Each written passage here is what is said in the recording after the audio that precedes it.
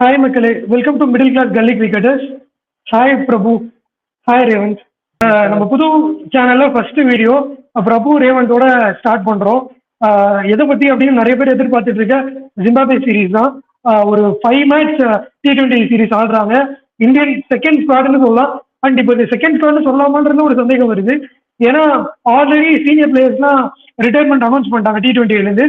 So இதுதான் future டீமா இருக்கும். மேபி பும்ரா, சிராஜ், ஹர்திக், ஸ்கைலாம் இல்லை. ஸோ அதனால இந்த செகண்ட் டயர் டீம்னு நம்ம திருப்பி சொல்லலாம். எப்படி போகுது ஜிம்பாப்வே சீரீஸ் அப்படிங்கிறத வச்சுதான் அந்த இதுல இருந்து யார் யாரெல்லாம் அந்த மெயின் ஸ்குவாடுக்குள்ள வர போறாங்கன்ற பெரிய பாயிண்ட்ஸ் கிடைக்கும் போர்டுக்குன்னு நினைக்கிறேன். போர்டுக்கு அண்ட் ஸ்டாஃப்க்கு, சப்போர்ட் ஸ்டாஃப்க்கு பார்க்கலாம். நீங்க என்ன எதிர்பார்க்குறீங்க ஜிம்பாப்வே சீரீஸ்? அண்ட் அதுக்கு போறதுக்கு முன்னாடி இன்னொன்று சொல்லிடுறேன். ஃபர்ஸ்ட் 2 T20ல வந்து ஜெய்ஷ்வால், ஜூபே, சாம்சன் கிடையாது. ஸோ அவங்களுக்கு பதில் வந்து ரீப்ளேஸ்மெண்ட்டா இவங்களை எடுத்திருக்காங்க. சாய் சுதர்ஷன், ஜிதேஷ், அப்புறம் இன்னொருத்தர் யாரோ ஜிதேஷ், இன்னொருத்தர் பேட்ஸ்மேன் தான் ஆக்சுவலி, நல்ல பிளேயர். ஹர்ஷித் ராணா.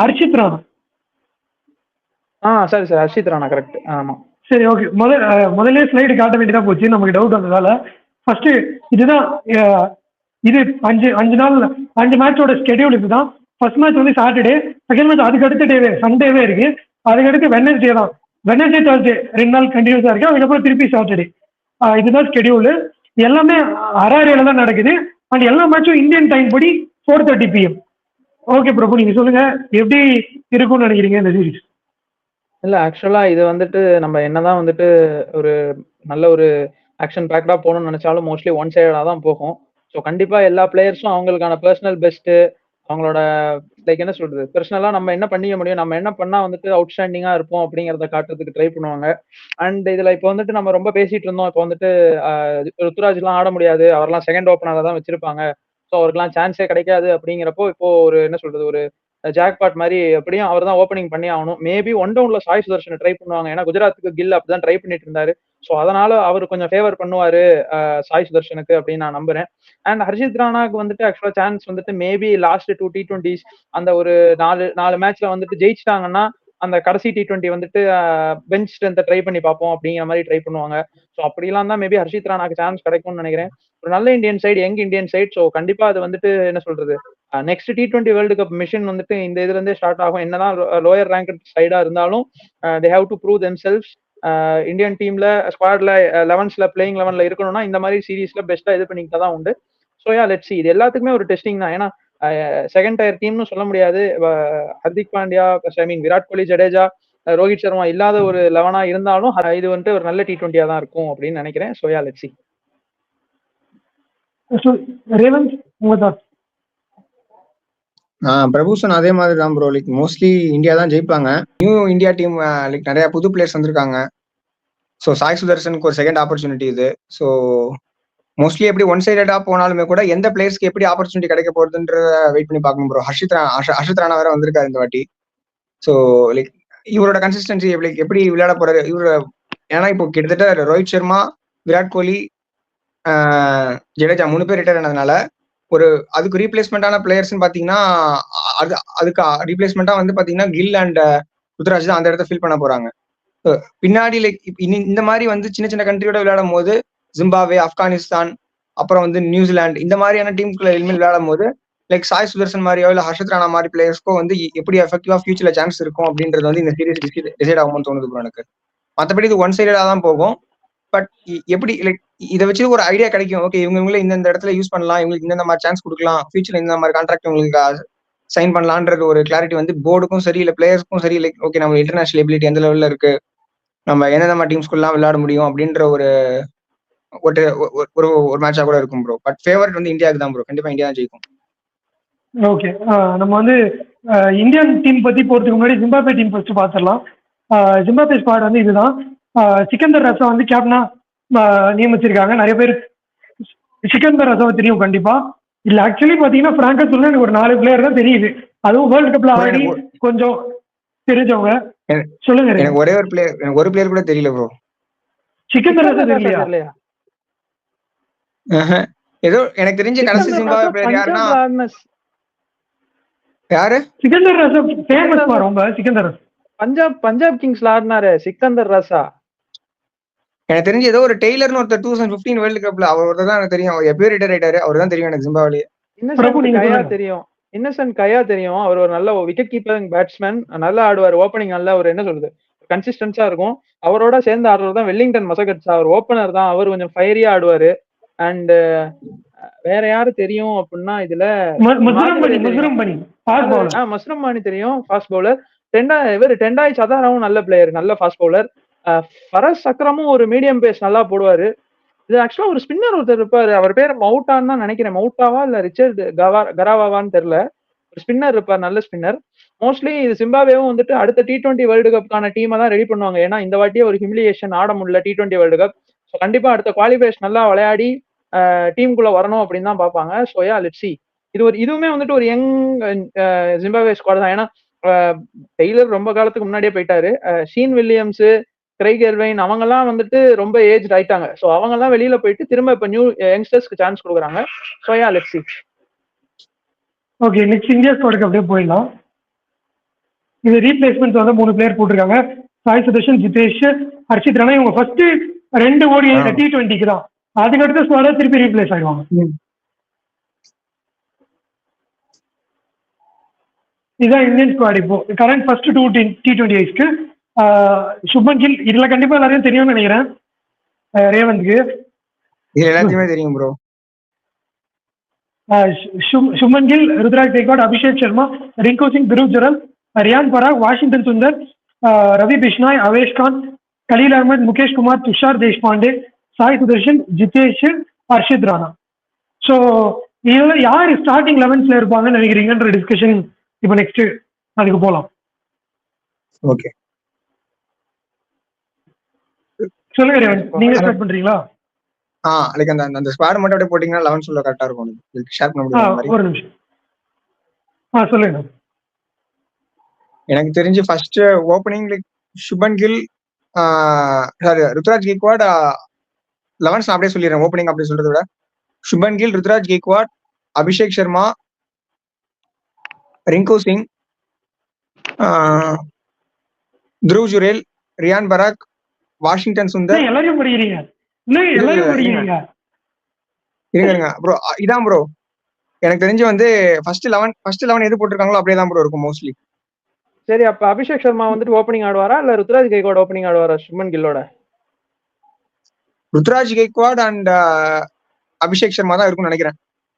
சுப்மன் கில் நம்பர் 3 ஆடுவாரா? ருத்ராஜ் தான் நம்பர் 3 ஆடுவாருன்னு தோணுது. எனக்கு தெரிஞ்ச அபிஷேக் சர்மா ஆடவே மாட்டாருன்னு தோணுது. இல்ல சுப்மன் கில்லும் அவரும் ஒரே பேட்ச். அவங்க 2 பேரும் க்ளோஸ் ஃப்ரெண்ட்ஸ். இந்த மாதிரி ஒரு சீரீஸ்ல கூட ஒரு சான்ஸ் கிடைக்கலாம் கஷ்டம். சுப்மன் கில் அவருக்கு கண்டிப்பா சான்ஸ் கொடுப்பாரு. என்னை பொறுத்த வரைக்கும் Abhishek Sharma and Shubman Gill to open, Ruturaj number 2, sorry I mean number 3, 4 வந்து ரியான் பராக், ஓகேவா? 5 வந்து இவரு ரிங்கு இல்ல ஜுரல்.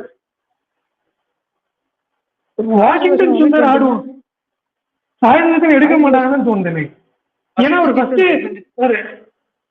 2 T20 தான் அவர் இருக்காரு. ஸோ கில் எடுப்பாருன்னு எனக்கு தோணல. நீங்க சொல்லுங்க. அப்ப இவங்கள யாரோ ஒரு நீங்க அபிஷேக் சர்மா ஆட மாட்டாங்கன்னு சொல்றீங்க நீங்க? ஆமா, அபிஷேக் சர்மாவை ஸ்ட்ரெயிட்டாவே 3rd T20 தான் கொண்டு வருவாங்க. ஏன்னா 3rd T20 ஏன் கொண்டு வருவாங்கன்னா ஸ்ட்ரெயிட்டாவே கில்லும் 5 T20 ப்ரோ. அதான் நான் சொல்றேன். லைக் எப்பவுமே 3rd மேட்ச் வந்து ஃபர்ஸ்ட் ஏதாச்சும் ஒரு டீம் இருந்தா அதுக்கு 3rd மேட்ச் வந்து கீயா இருக்கும்ல. ஒரு மேட்ச் இந்தியா, ஒரு மேட்ச் இது இருந்தா டோர்னமெண்ட் பேலன்ஸா கொண்டு போய் 3rd மேட்ச் கீயா இருக்கும்ல. ஸ்டார்டிங்ல ஒன் சைடடா இந்தியா ஜெயிக்க போகுதுன்னு பேசிட்டோம். அதுக்கப்புறம் அது எப்படி டிசைடரா இருக்கும்? இது வந்துட்டு இந்தியாக்கான ஒரு டெஸ்டிமோனியல் தான். ஃபுல்லா இதுல எக்ஸ்பெரிமெண்ட் பண்ணி பார்க்க தான் இந்த T20. ஸோ அப்படி இருக்கும்போது ஸ்ட்ரெயிட்டாவே 3rd மேட்ச்ல அபிஷேக் சர்மாவை கொண்டு வருவாங்க. ஃபர்ஸ்ட் சுப்மன் கில், ருத்ராஜ் கெய்க்வாட் ஓப்பனிங் இறங்குவாங்க. 1 டவுன் சாய் சுதர்ஷன் வருவாரு. 2 டவுன் மேபி ரியான் பராக் ஆடலாம். அதுக்கப்புறம் 3 டவுன் வந்துட்டு இவர் வருவாரு, ரிங்கு சிங் வருவாரு. அப்புறம் wicket keeper batsman Dhruv Jurel நம்ம பார்த்துருக்கோம். ராஜஸ்தானுக்கும் ஃபினிஷிங் ரோல் தான் பண்ணிட்டு இருந்தாரு. ஸோ அப்படி இருக்கும்போது துருவ் ஜுரேல் தான் வரணும். அண்ட் வாஷிங்டன் சுந்தருமே எனக்கு ஆக்சுவலா ஆடுவாங்களான்னு தெரியல. மேபி அவங்க இவரு ரவி பிஷ்னாய் எடுத்துட்டு ஒரே லெக் ஸ்பின்னரோட போவாங்கன்னு தான் எனக்கு தோணுது. கண்டிப்பா முகேஷ் குமார், துஷார் தேஷ்பாண்டே ஆடுவாங்க. அண்ட் ஆவேஷ் கான் ஆடுவாரு. ஸோ இதுவே ஆக்சுவலா ஒரு 10 மெம்பர்ஸ் கிட்ட கவர் ஆயிடுச்சுன்னு நினைக்கிறேன். 10-11 கவர் ஆயிருக்கும்னு நினைக்கிறேன். பவுலர்ஸ் என்ன பொறுத்த வரைக்கும் துஷார் தேஷ்பாண்டே ஆட மாட்டாங்கன்னு தோணுது. ஹர்ஷித் ராணா சேர்த்திருக்காங்கல்ல. ஹர்ஷித் ராணா ஹர்ஷித் ராணா ஆடுவாங்கன்னு கண்டிப்பா. நினைக்கிறேன். இல்ல அதான் ஆவேஷ் கான். ஓகே ஆவேஷ் கலீம் ஆவேஷ் கான், ஹர்ஷித் ராணா கண்டிப்பா. ஹர்ஷித் ராணா. முகேஷும் ஆமா, ஆடுவாங்க. ஆவேஷ். எனக்கு என்னமோ ஆவேஷ், ஹர்ஷித் ராணா, முகேஷ் தான் ஃபாஸ்ட் பவுலர்ஸ் ஆடுவாங்கன்னு நினைக்கிறேன். ரவி கிருஷ்ணா அண்ட் வாஷிங்டன் சுந்தர் வந்து ஸ்பின்னர்ஸ், மிச்ச பேட்டர்ஸ், மிச்ச 6 பேர். மோஸ்ட்லி ஜிம்பாப்வேல வந்துட்டு எல்லாமே வந்துட்டு என்ன சொல்றது, பேஸ் ஃப்ரெண்ட்லி விக்கெட்ஸ் தான். மேபி அதனால வாஷிங்டன் சுந்தர் எடுக்காம அவங்க வந்துட்டு இன்னொரு நிதிஷ் குமார் வேற பேசர் இருக்காங்கல்ல இந்த யார்? ஸ்குவாட்ல, எங்க நிதிஷ் நிதிஷ் குமார் குமாரே ரெட்டி. காணோம். இல்ல ஆக்சுவலா இல்ல, நிதிஷ் squad ல- குமார் இருந்தாரு, அவருக்கு ரிப்ளேஸ்மெண்டா சிவம் துபே வந்தாரு.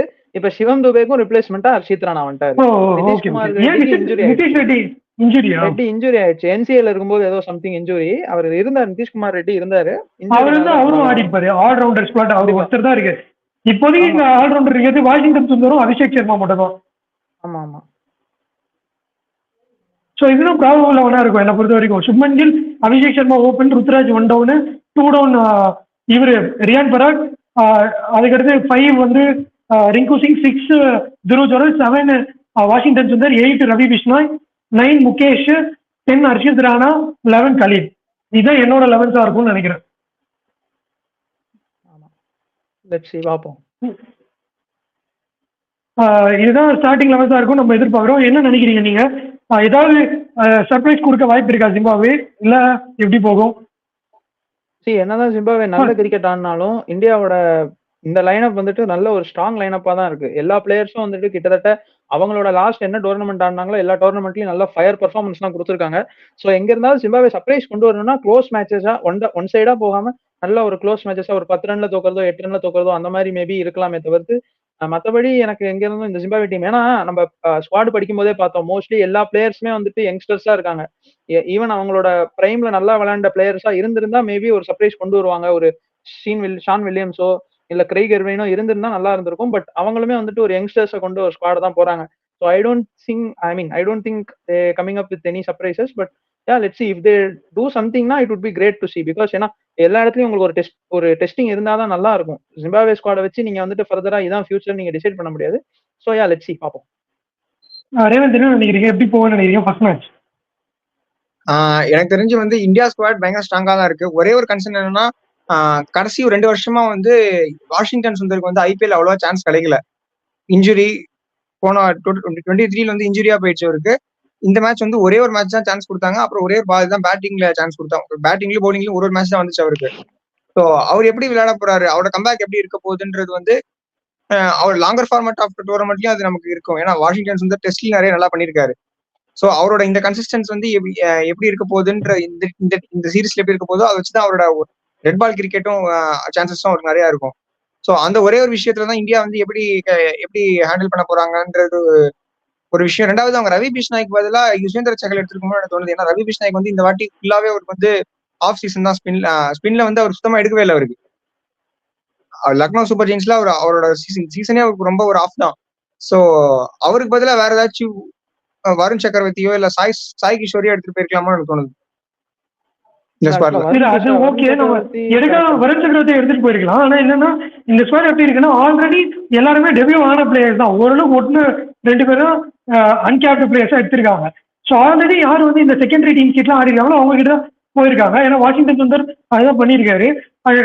இதுக்கு முன்னாடி சீரீஸ்லாம் ஆடி இருக்காரு. பிஷ்னாலும் கண்டினியூஸா இருந்தார். அவர் ஆக்சுவலி T20 ஸ்குவாட்ல மிஸ் அவுட் ஆனது ஐபிஎல் ஃபார்ம் வச்சு தான் தூக்கிட்டாங்க. அது வரைக்கும் அவர் ஆடிட்டு இருந்தாரு. ஆஸ்திரேலியா இங்க வந்து ஆடுறப்பையா இருக்கட்டும், எல்லா சீரீஸ்லயும் அவர் இருந்தாரு. ஆப்கானிஸ்தான் ஆன சீரீஸ்லயா இருக்கட்டும். அதுக்கப்புறம் தான் அவர் ஃபார்ம் சரியில்லைன்னா அவரை டிராப் பண்றாங்களே தவிர்த்து அவர் ஸ்கீம் ஆஃப் திங்ஸ்ல இருந்திருக்காரு இந்தியாவுக்கு. ஸோ அதனால தான் அந்த ஸ்காலர் போயிருக்காங்க. Let's see. எனக்கு ஜிம்பாப்வேக்கு என்ன சொல்லணும் அப்படின்னா, அவங்க பேரே நமக்கு தெரியல. இப்போ ரேவந்த் வந்து சொல்றது யாருமே எனக்கு தெரியலங்கிறாரு. அவங்க அட்லீஸ்ட் பேர் தெரியற அளவுக்கு பெர்ஃபார்மன்ஸ் பண்ணாங்கனாலே அவங்க வின் பண்ண மாதிரி தான். ஒரு இந்தியன் ஃபேன்ஸுக்கு ஓகே இவன் நல்லா ஆடுவான்டா, இவன் நல்லா போடுவான்டா, நல்ல பிளேயரா இருக்காண்டா, நல்ல ஆல்ரவுண்டரா இருக்காண்டா, அந்த மாதிரி பேர் எடுக்கிற மாதிரி ஒரு பெர்ஃபார்மன்ஸை கொடுத்தாங்கன்னாவே நல்லா இருக்கும். ஒரு க்ளோஸ் கேம் ப்ரொடியூஸ் பண்ணாங்கன்னா இன்னுமே அவங்க கிரிக்கெட்டுக்கும் ஒரு இன்ட்ரெஸ்ட் கிடைக்கும். So all the best for both team, India and Zimbabwe தான் சொல்லணும். அதோட இந்த வீடியோ முடிக்கிறோம். அண்ட் இனிமே கிரிக்கெட் வீடியோஸ் எல்லாமே நமக்கு வந்து மிடில் கிளாஸ் கல்லி கிரிக்கெட்டர்ஸ் சேனல்ல தான் வரப்போகுது. இதான் ஃபர்ஸ்ட் வீடியோ. சப்ஸ்கிரைப் பண்ணாம இருக்கவங்க சப்ஸ்கிரைப் பண்ணிக்கோங்க. இதுக்கப்புறம் இந்த சீரீஸோட கண்டினியூஷன் எல்லாமே இந்த சேனல்ல தான் நீங்க பார்க்க போறீங்க.